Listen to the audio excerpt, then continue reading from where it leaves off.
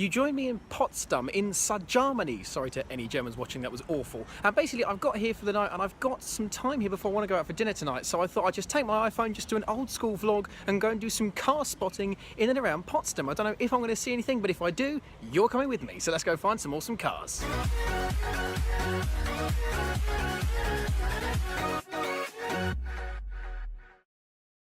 First spot, check it out, old school Beetle on German plates, and look how clean it is. Super clean. It's got like a leather steering wheel with a steering wheel lock on it because, you know, you want to protect this. Seriously, look how clean the seats are, and look, no rust anywhere. Those haven't gone all crusty like they tend to. Even the steel wheels aren't rusted or anything. And there's my super trendy trainers there that you can see. Bumpers have either been re-chromed or they're mint or brand new or something. The paint is a little bit flat, but can you blame it? It's like 40 years old. Original Beetle, and it's an astonishingly good condition one. Just parked here. There's the traffic. There's a really cool old Beetle. I seriously like these things, and I think if time and money and space allows, one day I might have to bite the bullet and just buy one. Seriously, they're just cool, aren't they? You'll see a lot of these in and around most European countries. It's not a Vespa or any old school scooter like that. It's a new one but made to look a bit older, and I have to say, really cool. Nice shade of blue, fits in with the kind of style of the city, European chic. Big fan. This is a Fiat 500 Reaver edition. That's Reaver, the company that makes gorgeous, beautiful speedboats. And this, I'd love to be able to tell you, is a gorgeous Fiat 500, but it's not. Kind of like the spec on it, sort of dark purple, really nice pinstripes and a little bit of extra chromage. To be honest, it is actually a really nicely spec Fiat 500, but it's the same 69 horsepower engine you get in every other one, and it costs over £20,000. Nope. Here we see a debadged Golf GTI in its natural habitat, being extremely stealthy and with no one expecting it, but being pretty cool and pretty damn fast. Not a huge fan of the Mark 6, but still. Yellow Crew! Yeah! Quick non-car-y bit, for those of you wondering, Potsdam is actually a really nice town, or city, or whatever you want to call it. It's really pretty, it's really clean, it's really organised, it's very German, and it's very kind of efficient, and you can get around very quickly. There's trams all over the place. If you're a tourist, you're going to Germany, you might not think of Potsdam immediately, but I would recommend coming here. If only for a few hours of walking around, looking at some nice buildings, and occasionally spotting some nice cars, check out that Twingo. This is a really nice city. Potsdam, thumbs up. Oh my god, man, check out this amazing Porsche. Rear wheel drive, rear engine, German, we'll let them have it. Oh yeah, it's a Mercedes. I knew we'd find one eventually. This, I believe to be a 190E. It is indeed a Mercedes 190E, so this will be sort of mid-80s era, I'd say, 85, 86. Feel free to correct me in the comments if I'm wrong, which I probably am. I'm a huge fan of old Mercs. I know they're just sort of simple three-box saloon cars, and they're just, you know, they're comfy plodders and mile munchers, but come on. They've got so much character, haven't they? Okay, so the paint is a little bit faded, but look how clean the interior is. It's just barely a mark on it. I know old red paint looks bad when it fades, but give it a tidy up and it'll be lovely. This has got 374,000 kilometres on it. Now I'm going to put on screen exactly how many miles that is, but I can tell you that is a lot. And it just goes to show how freaking durable these old Mercs are.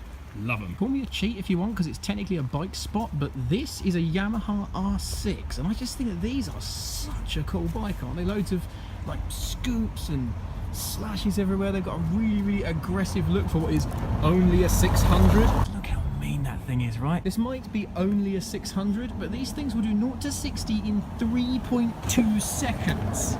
Yeah, try keeping up with that in your finance supercar. 991 Carrera S, perfectly German spec, white, silver wheels, black interior. It's very subtle, bar the red brake calipers, and it's just really classy and nice, and look, just fits in everywhere. 911. Awesome. I don't have anything entertaining or anything interesting to say about this, to be honest with you, but this is a really nice spec, and particularly in Germany, it just works. Points for the number plate too. I bet you nobody who is friends with the owner of this Tesla Model X knows that they own a Tesla Model X. I bet you not one of them. More my kind of Porsche. It's a 944. Now, for those of you that don't know about the 944, it was made in the 80s to be kind of the poor man's Porsche, you know, to kind of go below the 911 as the Boxster and the Cayman are now. And I think it's just a really cool car. All right, maybe not in gold, which the vast majority of them are unfortunately in. Really cool car. They handle really nicely, got a great weight distribution about them. They've even got a transaxle to stay as balanced as possible. This one is a manual, which is somewhat rare in this day and age, and as much as you could pick these up for no money in the UK not long ago, they're now genuinely classic and quite expensive. But this one, really good condition, manual, no rust that's visible, really cool. Want Mark 1 Golf, not a GTI, just a basic CL, steel wheels, just, you know, really basic, but absolutely mint.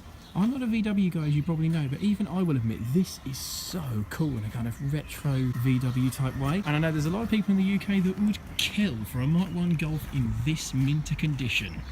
Well, tough. It's here and it's awesome. Dodge Challenger. Now you might assume this would be fairly unusual in Germany, but actually I've seen a fair few Camaros, Challengers and Mustangs in the time I've been in some of the European countries, Germany included. And I think the reason why that is BMW M cars, Audi RS cars, even AMGs, all that kind of thing, relatively subtle, just sort of black or silver German boxes that are very discreet but very fast. If you want to stand out in Germany, you've got to have something a bit wild and mad, and not many more things scream wild and mad more than a Challenger with bright green stripes off it. I found a Trabant. Check these out. For those of you that didn't know, the Trabant was basically the car that East Germany got after the war. When all the people in West Germany got the VW Beetles, they were actually promised. The East Germans didn't, and one of the cars they got instead was the Trabant. Now, these aren't made of metal, they're not made of fiberglass, they're actually made of something called Duraplast, which consists largely of recycled cotton fibre. Everything about the car was in some way recycled. Even the tyres that it came with originally were in some way made of recycled rubber components. It looks kind of cute, doesn't it? It's sort of cool in an old classic kind of way, but unfortunately it's largely crap. It features an air-cooled, two-cylinder, two-stroke engine